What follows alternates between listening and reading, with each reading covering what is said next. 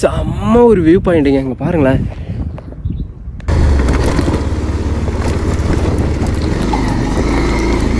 இப்போது ஒரு அட்வென்ச்சரான ஒரு ரோட்டில் தான் நம்ம ரைட் பண்ண போகிறோம். அதுவும் தரமாக இருக்க போய் அந்த ரோடு எப்படி சொல்கிறீங்கன்னா ஃபுல்லாக ஆஃப் ரோடு.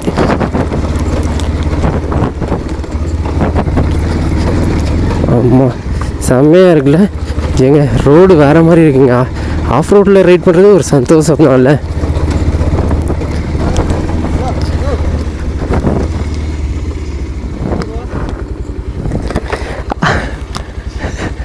தியாகனே சும்மா வீடியோ எடுத்துட்டு வரலான்னு மேலே புத்துக்கோயில் வரைக்கும் போயிட்டுட்டா. இல்லை இல்லை, நான் மட்டும்தான். சரி, ஓகே கைஸ். வரது நமக்கு தெரிஞ்ச என்னன்னா யாருமே அவ்வளோ சீக்கிரம் அவ்வளோ விட மாட்டாங்க. அது என்னென்னா யாரையுமே என்கிட்ட அதிகமாக விட மாட்டாங்க. ஃபுல்லாக ஆஃப் ரோடு தாங்க. இந்த மலை ஏற போகிறோம் மேலே வரைக்கும். உண்மையாகவே அட்வென்ச்சராக இருக்கும் இந்த road. Yeah, welcome to DOG வெண்ணிலாவுக்கு. நம்ம சீக்கிரம் தமிழ்நாடு ரைட் பண்ண போகிறோங்க. அதுக்காக தான் மெயினாக சொல்ல போகிறேன். நான் தமிழ்நாடு ரைடு வந்து பண்ணுறதுக்கு கோப்ரோ வாங்கணும். கோப்ரோவில் ஆப் வாங்கிட்டோம்னா நம்ம ஒரு தமிழ்நாடு ரைட் பண்ண போகிறோம். அப்போ வந்துட்டு இந்த நம்ம ஊரையே விட்டுட்டு நம்ம ஊரில் எல்லாத்தையும் மறந்துட்டு கொஞ்ச நாளைக்கு ஒரு எப்படி சொல்கிறது, தமிழ்நாடு ரைட் பண்ணும்போது ஒரு 60-50 நாள் விட்டுட்டு நம்ம தமிழ்நாடு ஃபுல்லாக ரைட் பண்ணி ரிட்டர்ன் வரணுங்க. அப்படி இருக்கணும். அதுதான் நினச்சிட்ருக்கேன். நம்ம ஊரை விட்டு வேறு ஊரில் போய் அப்படியே ஃபுல்லாக ட்ராவல் பண்ணணும். ஒரு 100 நாள் பக்கம் வெளியே ஃபுல்லாக ட்ராவல் பண்ணிட்டு அப்புறம் வரணும். நம்ம பிளான் பண்ணிகிட்ருக்கேன். சீக்கிரம் நடக்கும், கூடிய சீக்கிரம் எல்லாமே நடக்குங்க. ஃபுல்லாக கல் ரோடு ஏற்றுறதுக்கே ரொம்ப டஃப்பாக இருக்குது. வாவ், செம்ம வியூலங்க.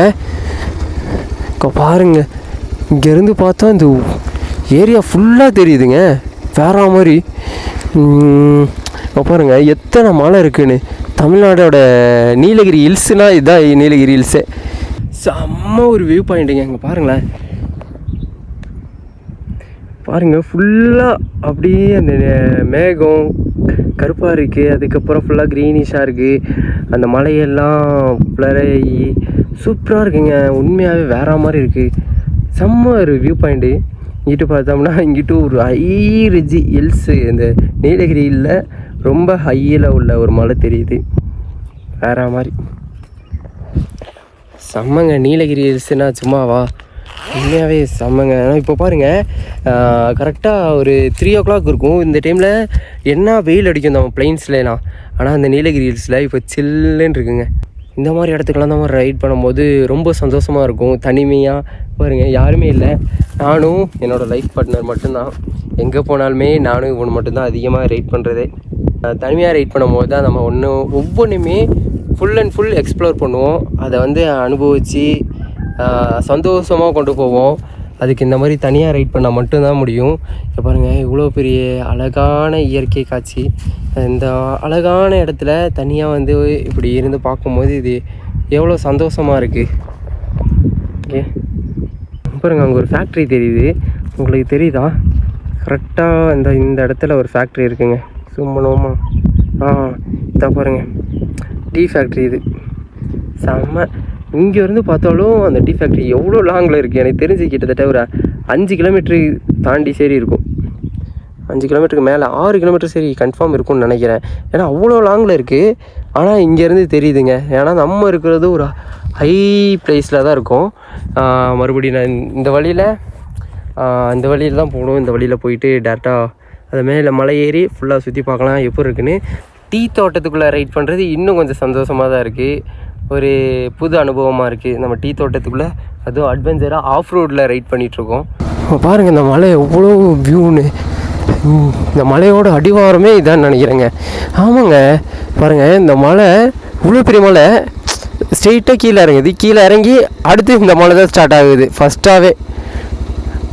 அதனால தான் இங்கே இப்படி ஒரு வியூ தெரியுதுன்னு நினைக்கிறேன். செம்ம வியூவில் இவ்வளோ பெரிய மலை பாருங்கள். இந்த மலையில் ஏறி இருக்கவங்க சின்ன வயசில் என்னாலாம் அந்த மலை ஏறும்போது எவ்வளோ ஜாலியாக இருந்துச்சு தெரியுமாங்க. நம்ம என்னென்னமோ எடுத்துகிட்டு போயிருந்தேன். அந்த சாப்பிட்ற பழங்கள் அதெல்லாம் எடுத்துகிட்டு போயிருந்தோம். அதெல்லாம் எடுத்துகிட்டு போய் அங்கே உட்காந்து சாப்பிட்டு ஏறிட்டு வந்தோம். தண்ணியெல்லாம் பெரிய பெரிய வாட்டர் கேனில் கொண்டு போயிருந்தோம். ஆமாம், ஐயோ ஃபுல்லாக கல். என்னப்பா கரடி புல்கையா இந்த நேரத்தில் யானை தான் ஆப்போசிட்டில் வந்துச்சுன்னு வைங்க, என்ன பண்ண முடியும்? ஒன்றும் பண்ண முடியாது. மழையே சுற்றுதுன்னு நினைக்கிறேன்ல, வண்டி பஞ்சர் ஆகாமல் இருந்தால் சரி. இங்கே போகிறோம், இந்த சைடு ஒரு செம்ம வியூ செம்மையாக இருக்குங்க இல்லை? நைஸ். லெஃப்டா ரைட்டா எங்கிட்ட போகலாம்? சரி ஓகே, இல்லை ரைட்டில் போகலாம். உண்மையாக வேறு லெவலில் வியூங்க. இப்போ பாருங்களேன் இந்த மலையில் எப்படி இருக்குன்னு. செம்ம. இந்த ஆஃப் ரோடு ஏறி வந்ததே ஒர்த்துங்க. ஆஃப் ரோடு இந்த வழியில் நல்ல நேரம் ஏறி வந்தோம். வா, நாங்கள் சாப்பிட்ற கொய்யாக்கா மரம். சின்ன வயசில் நாங்கள் அங்கேருந்து நடந்து வருவோங்க இந்த கொய்யாக்கா மரத்துக்கு. இந்த கொய்யாக்கா மரத்தில் வந்து இங்கே பசங்களாம் வந்து சாப்பிட்டு கொய்யாக்கெல்லாம் பிடிங்கி சாப்பிட்டு உப்பு மிளகாத்தூள்லாம் கொண்டு வருவோம். இங்கேயே உட்காந்து சாப்பிட்டு தான் போவோம். அவளையே கொய்யாக்கா மரம்லாம் இன்னும் இருக்குது. ரோடே ரொம்ப அட்வென்ச்சராக தான் இருக்குது. இந்த மலைக்கு போகிறதுக்கு வியூ, இது ஒரு வியூ பாயிண்ட்டு. யாரையும் அலௌடு இல்லைண்ணா அதிகமாக. பாருங்க எப்படி இருக்குன்னு. எத்தனை வண்டி நிற்கிது பாருங்கள். அது ஒரு டூரிஸ்ட் பிளேஸு. அந்த டூரிஸ்ட் பிளேஸை பார்க்குறதுக்கு எத்தனை பேர் நிற்கிறாங்க. இங்கே பாருங்க மரம் தெரியுதா உங்களுக்கு? செம. இங்கே பாருங்க அங்கனே நிற்கிது, தெரியுதா உங்களுக்கு? வாவ், செம்ம பெருசுங்க. எவ்வளோ நாள் ஆயிடுச்சு தெரியுமா நான் காட்டு மரையை பார்த்துட்டு. செம்ம சைஸுங்க, செம்ம பெரிய சைஸ். அதுவும் நான் எதிர்பார்க்கவே இல்லை இவ்வளோ பெரிய மரம் இங்கே இருக்கும்னு. அது பேர் மரன்னு தான் நாங்கள் கூப்பிடுவோம். அது கத்துனுச்சுன்னு வைங்க, எவ்வளோ நம்ம ஊருக்கே கேட்குங்க. டூரிஸ்ட் வியூனா இங்கே வந்து பாருங்கள் மலை மேலே வரைக்கும் ஃபஸ்ட்லாம் அலோவ் பண்ணிகிட்டு இருந்தாங்க. இப்போ யாரையுமே அலோவ் பண்ணுறதில்ல. ஏன்னா க்ரௌடு ரொம்ப அதிகமாகிடுது. இது ஒரு ஃபாரஸ்ட் ஏரியானால க்ரௌடு அதிகமாகறனால யாரையும் அதையும் அலோவ் பண்ணுறதில்ல. இல்லை ஃபஸ்ட்லாம் அலோவ் பண்ணிகிட்டு இருந்தாங்க. நானே அங்கே போயிட்டு வீடியோலாம் போட்டிருக்கேங்க, விலாக்லாம் பார்த்துருப்பீங்க. ஓகே, இங்கேருந்து கிளம்பிட்டோம். அப்பா செம்ம ரோடுங்க. எனக்கு தெரிஞ்சு வண்டி பஞ்சர் ஆயிரும்னு நினைக்கிறேன். அந்தளவுக்கு ரோடு கல்லும் இதுமாக இருக்குது. ஆனால் நல்லா இருக்குங்க இந்த வழி. இல்லை அந்த மாதிரி அட்வென்ச்சராக தனியாக அந்த மாதிரி காட்டுக்குள்ளேலாம் ஓட்டும் போது இன்னும் கொஞ்சம் த்ரில்லிங்காகவும் இருக்குது. நமக்கு திடீர்னு பார்க்கும்போது ஏதோ ஒன்று இருக்கா மாதிரியே தோணுது. தனியாக ரைட் பண்ணும்போது உண்மையாகவே இந்த மாதிரி த்ரில்லிங்ஸ்லாம் நமக்கு கொஞ்சம் செம்மையாக இருக்குல்ல. அவ்வளோ பெரிய புத்தா இதை பார்த்தா அங்கேருந்து நான் ஒரு மாதிரி ஹில்ட்டியாக ஃபீல் பண்ணிகிட்டு இருந்தேன். செம்ம வியூங்க இல்லை? பாருங்க இவ்வளோ மலை இருக்குது. இந்த மலைக்கெல்லாம் நடுவில் அந்த மலையோட உச்சியில் பாருங்க ஒரு வீடு. இப்படி அவ்வளோ மலை மேலே அந்த உச்சியில் கட்டியிருக்கீங்க.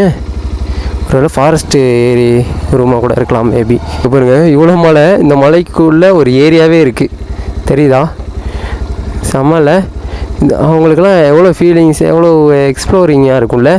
உண்மையாக செம்ம ஒரு ஜாலியாக இருக்குங்க. காலையில் எழுந்திரிச்சோன்னா சன்ரைஸ் பார்க்கும்போது, சன்செட்டு பார்க்கும்போது இதெல்லாம் ஒரு கொடுத்து வச்சுருக்கணுங்க இந்த ஊர்லலாம் இருக்கிறதுக்கு. ட்ரோனில் வச்சு வீடியோ ஷூட் பண்ணோம்னா தரமாக இருக்குங்க. உண்மையாகவே வேறு மாதிரி இருக்கும்ல. ஏன்னா இந்த மாதிரி இடத்துலலாம் ட்ரோன் ஷூட் பண்ணும்போது இது வந்து ஒரு பக்காவாக இருக்கும் வேறு மாதிரி. ஆனால் நமக்கு என்ன, இந்த ஊரில் ட்ரோன் வந்து நாட் அலௌடு. அதுதான் ஒரு ப்ராப்ளம். மேலே வந்துட்டும் கீழே ஒரு ரோடு இருக்குங்க, மெயின் ரோடு. மலைக்கு அடியில் த்ரில்லிங்காகவும் இருக்குது, அட்வென்ச்சராகவும் இருக்குது. பாருங்க மலைக்கு கீழேருந்து வளர்ந்துருக்கு இந்த மரம்.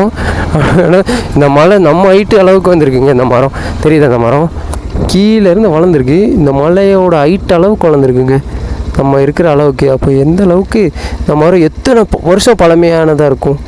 இதுக்குள்ளே ஒரு ஏரியா பாருங்கள். இந்த ஏரியாவே இந்த மலைக்கு உள்ளதாங்க இருக்குது.